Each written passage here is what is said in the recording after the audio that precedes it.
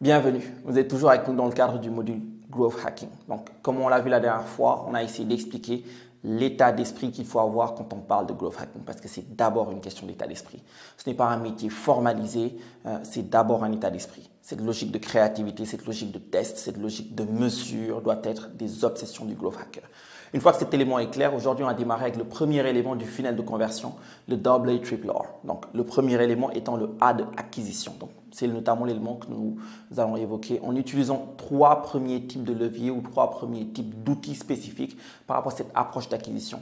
Landing page, le site web et l'email. Alors, on avait déjà évoqué la nuance qui existe entre la landing page et la home page. Donc la landing page, traduction littérale, ce qu'on appelle la page d'atterrissage. Donc l'optique, c'est notamment qu'on puisse voir quelles sont les techniques qui peuvent être utilisées quand on veut faire du growth hacking, quelles sont les astuces qui peuvent être utilisées en utilisant une landing page. Donc on va voir qu'il y a plusieurs logiques, que ce soit le call to action, les pages thématiques, l'utilisation des landing pages, l'optique effectivement de décompter pour une offre ou encore offrir un cadeau. Donc on va essayer un peu de voir ce que chaque approche peut avoir comme particularité. Alors on va démarrer avec le premier point, le call to action. Donc à titre de rappel, le call to action, c'est un appel à l'action. Quand on conçoit une page web, on doit être conscient effectivement que si c'est une landing page, donc une page d'atterrissage, il faut qu'il y ait un call to action. D'ailleurs, le call to action définit génériquement tout landing page. Donc, il faut effectivement avoir au niveau de la landing page toujours un call to action principal, génériquement un, pour éviter effectivement de disperser le trafic, mais avoir un call to action clair. Donc l'astuce ici, c'est notamment de proposer un call to action qui peut être secondaire quelquefois afin de perdre un visiteur si celui notamment est réfractaire au premier, mais en ayant en tête que si on en a beaucoup trop, on risque effectivement de disperser le trafic. Donc, on peut avoir 1 à 2, voire 3 call to action, mais il faut quand même un call to action. Ensuite, par rapport à la landing page toujours, on peut et on doit d'ailleurs les utiliser assez fréquemment quand on conçoit un site web ou quand on utilise un site web dans le cadre d'une stratégie marketing. Le point, c'est que la home page ou la page d'accueil ne doit pas être systématiquement utilisée lorsque vous avez besoin de partager l'adresse d'un site web. Quelquefois, tu peux avoir des pages spécifiques qui vont avoir pour optique d'attirer du trafic spécifique dans un but particulier. Donc, les landing pages sont mieux optimisées pour convertir. À titre de rappel, la conversion, c'est la transformation du trafic en valeur. L'optique étant de faire en sorte que ceux qui sont arrivés sur la page fassent ce qu'on veut qu'ils fassent, que ça soit télécharger, de s'inscrire ou encore d'acheter. Donc, très important de savoir utiliser les landing pages dans une stratégie notamment d'acquisition de trafic. Ensuite, on a les approches notamment qui vont viser effectivement à travailler sur les pages thématiques. Donc, créer plusieurs landing pages sur des thématiques distinctes, ce qui va permettre notamment de mieux optimiser les conversions en fonction notamment du type d'utilisateur qu'on peut avoir. Et là, l'optique ou l'astuce, ce sera notamment de pouvoir faire de l'A/B testing. Alors, quand on parle de A/B testing, c'est avoir une version A, une version B, et ensuite de regarder en comparant qu'est-ce qui génère le plus d'attractivité, qu'est-ce qui génère le plus de conversion, et ensuite de pouvoir modifier au fur et à mesure. Donc, l'A/B testing, par essence, est une technique utilisée par le growth hacking, par le growth hacker, qui est par essence obsédé encore une fois par la mesure. Toujours mesurer, encore mesurer. Et ensuite, on peut toujours parler notamment du décompte pour l'offre au niveau de la landing page. Donc, avoir au niveau d'une landing page un décompte. Ça peut être un décompte notamment qui permet de limiter dans le temps une offre spécifique. Donc, on affiche une offre qui est limitée dans le temps et qui va permettre d'inciter effectivement les visiteurs à prendre une décision rapidement et donc à ne pas un peu trop tarder par rapport à la prise d'action. Donc, l'effet est encore plus efficace s'il y a un chronomètre qui existe et qui permet notamment de pousser le visiteur à l'action. Encore une fois, la conversion et l'optique ici quand on parle de landing page. On va mesurer notamment le trafic généré et le taux de conversion par rapport à la page, par rapport à la landing page. Donc ensuite, on a la possibilité aussi d'offrir un cadeau. Donc le call to action peut être la possibilité effectivement d'offrir un cadeau. Certainement, vous avez déjà remarqué ça sur beaucoup de sites. Donc la possibilité étant d'offrir une newsletter, la possibilité de s'inscrire à une newsletter, de télécharger un livre blanc, de télécharger un plugin gratuit, etc. Donc d'offrir quelque chose en échange effectivement de l'action qui peut être réalisée.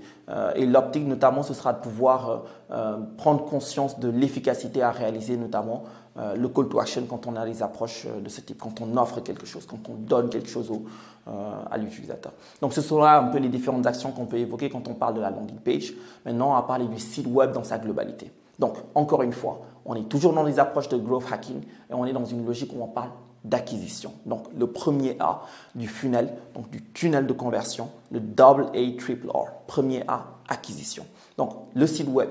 Comment utiliser le site web lorsqu'on veut effectivement jouer sur cette logique d'acquisition? On a plusieurs approches et on va essayer effectivement de les évoquer un à un. Donc, on va démarrer avec le premier, la possibilité de trouver du contenu populaire, donc du contenu qui est demandé, du contenu qui est attendu. Donc, on peut effectivement créer un contenu qui n'intéresse pas son public, mais c'est un élément qui va se traduire en une perte de temps et d'énergie. Donc, l'idée, c'est effectivement d'avoir une bonne stratégie de création de contenu, un bon content marketing qui va permettre d'optimiser effectivement son temps en fournissant à son public le contenu qui est en adéquation avec ce qu'il cherche. Et ça, c'est ce qui fait que le content marketing est un des piliers quand on parle notamment de l'élaboration d'une stratégie qui s'appuie sur un site web. D'accord? Donc, vous pouvez notamment avoir des plateformes comme BuzzSumo qui vont vous permettre d'identifier effectivement des contenus populaires ou de regarder effectivement des idées ou de pouvoir effectivement trouver de l'inspiration pour toujours adapter et on va dire sur la base de votre créativité, on l'avait évoqué, le growth hacker est par essence un créatif. Donc, sur la base de votre créativité, vous appuyez sur les éléments qui sont actuellement en train de trender pour créer de nouveaux types de contenus. Donc, toujours les adapter aussi aux réalités de vos publics cibles parce que votre content marketing doit tenir compte effectivement du public cible. Ensuite, on a la possibilité bien sûr de partager automatiquement. Donc, l'optique étant bien sûr de faciliter cette logique de partage en ayant les plugins qu'il faut ou en tout cas en ayant la possibilité ou en offrant la possibilité à l'internaute de pouvoir partager automatiquement de nouveaux articles ou du contenu effectivement qui a été constaté sur le site web. Alors, on veut aussi et on doit pouvoir d'ailleurs republier effectivement des anciens contenus. Donc, ça permet effectivement de pouvoir redonner une nouvelle vie à un contenu qui avait déjà fait peut-être son effet et qui se retrouve dans les archives. Mais ça permet quand même de donner de la vie, notamment aux réseaux sociaux et de pouvoir toujours générer des contenus. Donc, sur WordPress, vous avez un plugin spécifique qui s'appelle Revive Old Post qui peut permettre effectivement de republier effectivement d'anciens contenus et qui va toujours permettre de garantir cette logique d'acquisition. Ensuite, on a la possibilité de transformer un article en PDF. Donc, l'optique étant bien sûr de pouvoir générer un fichier qui peut être notamment proposé en téléchargement ou tout simplement être envoyé par email. Le partage de documents PDF est, on va dire, assez engageant. Et donc, l'optique étant de pouvoir effectivement, lorsque les articles sont assez populaires, les transformer en fichier PDF et ensuite générer effectivement une logique de partage qui va avoir un impact sur l'acquisition. Alors, après ça, on peut notamment être dans cette approche de recyclage de contenu.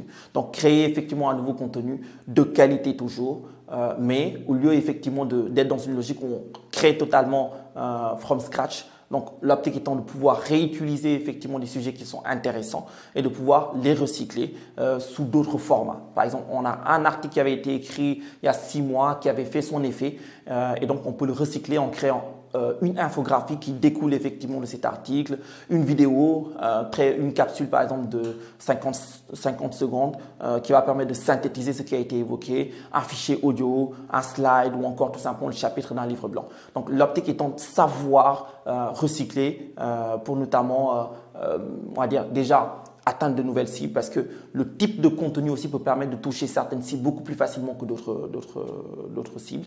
Et donc, en recyclant, on se donne toujours cette possibilité de toucher d'autres segments qu'on n'avait peut-être pas pu toucher avec la première version. Donc, après ça, on a aussi la possibilité de faire du retargeting. Donc, à titre de rappel, le retargeting ou reciblage qui va viser effectivement à faire revenir un internaute qui avait démarré une action sur votre site web.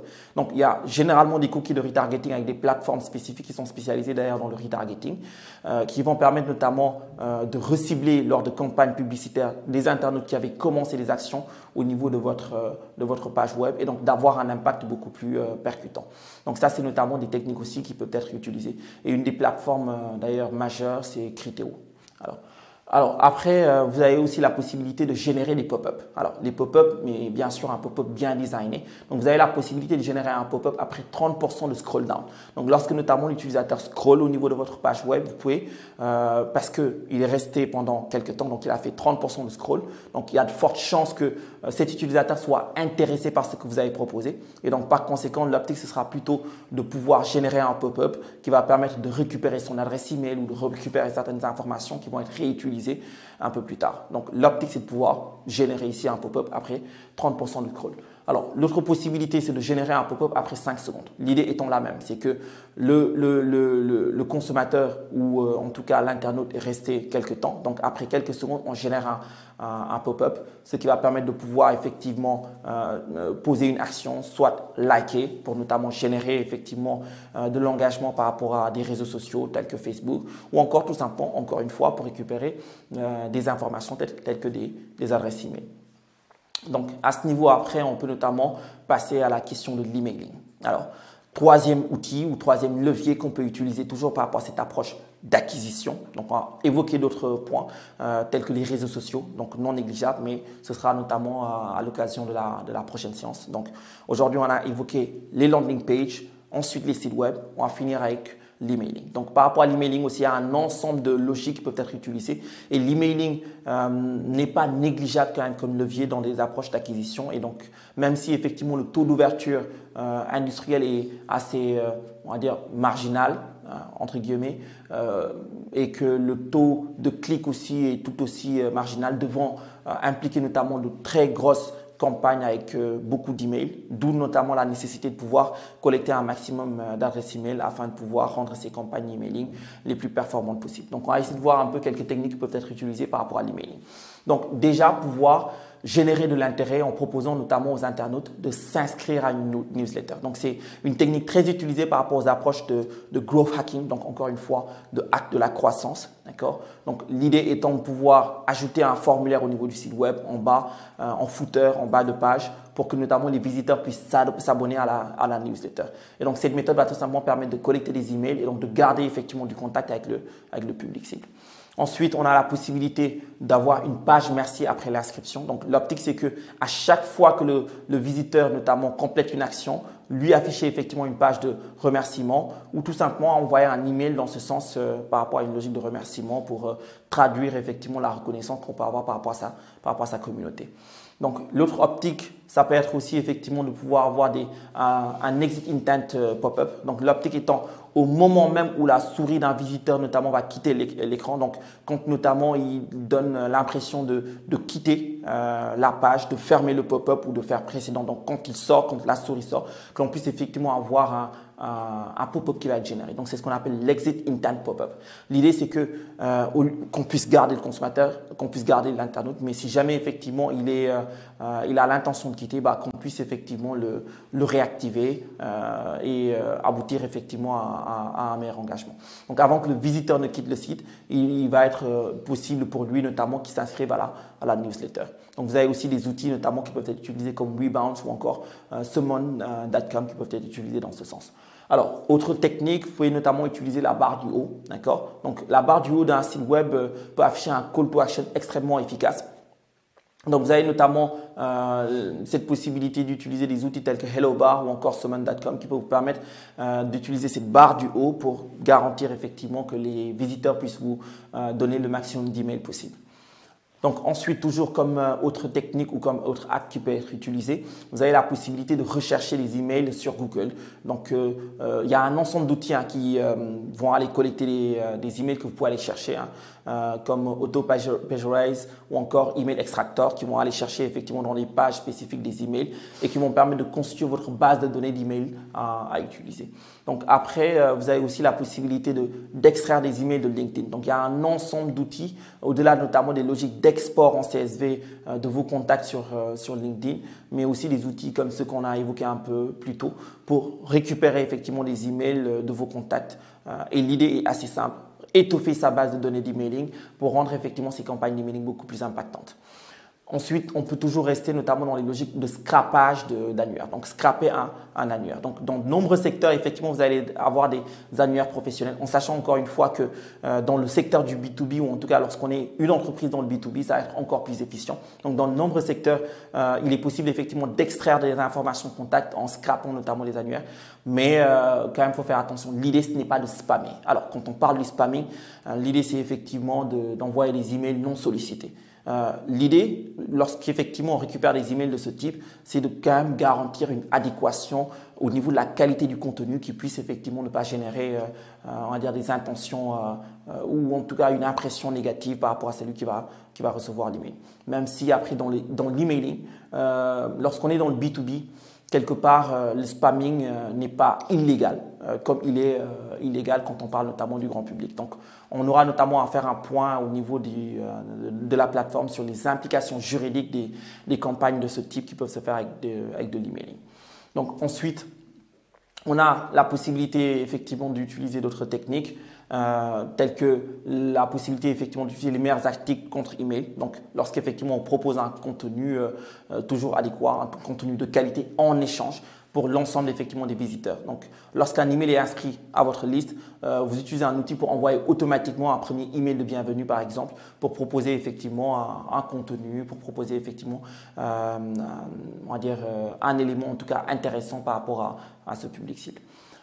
Ensuite, on a la possibilité effectivement par rapport à cette logique d'acquisition de vérifier les emails en masse, assez important. Donc, garantir effectivement que ce ne sont pas des emails qui sont factices, des emails qui ne sont pas bons, qui ne sont pas utilisables. Donc, vous avez un ensemble d'outils tels que évoqués ici qui peuvent vous permettre notamment de tester effectivement certains emails et donc de garantir notamment leur adéquation. Donc, après cet élément, vous avez la possibilité d'envoyer des emails en masse. Donc, lorsqu'on parle notamment d'envoyer des emails en masse, la finalité est de pouvoir le faire avec des outils spécifiques parce que si vous le faites avec votre propre adresse email, vous risquez effectivement d'être blacklisté. Donc, généralement, le compte de messagerie personnel n'est pas le plus adapté. Donc, l'outil effectivement par essence utilisé est Mailchimp, un des plus populaires, mais ce n'est pas le seul. Donc, vous avez notamment d'autres tels que Mailjet ou encore Sendinblue. Mais la finalité étant toujours d'utiliser des outils professionnels pour envoyer des emails en masse. Et bien sûr, aussi effectivement pouvoir séquencer les emails. Et ça, c'est notamment des logiques qui sont automatisées avec des outils comme Mailchimp, donc sur lequel on va faire notamment un atelier. Et la finalité étant de prendre conscience que on doit pouvoir segmenter effectivement notre base de données d'email, en sachant que par exemple, on va envoyer un premier email, puis ensuite relancer quelques jours plus tard si le mail n'a pas été ouvert, ou encore s'il a été ouvert, proposer effectivement des thématiques par rapport aux éléments qui ont fait l'objet de clics, etc. Donc là, c'est notamment les logiques de séquençage d'email. Donc, ce sera tout par rapport à ce module. Sur cette partie, en tout cas, du growth hacking, la question de l'acquisition. Donc, il y aura un deuxième volet par rapport à l'acquisition. Donc, l'ensemble des plateformes et des territoires que constituent les réseaux sociaux qui peuvent être utilisés toujours par rapport à cette approche d'acquisition et qui vont être évoqués lors de la prochaine séquence. Je vous remercie énormément pour votre attention et vous donne rendez-vous à la prochaine séquence. Merci.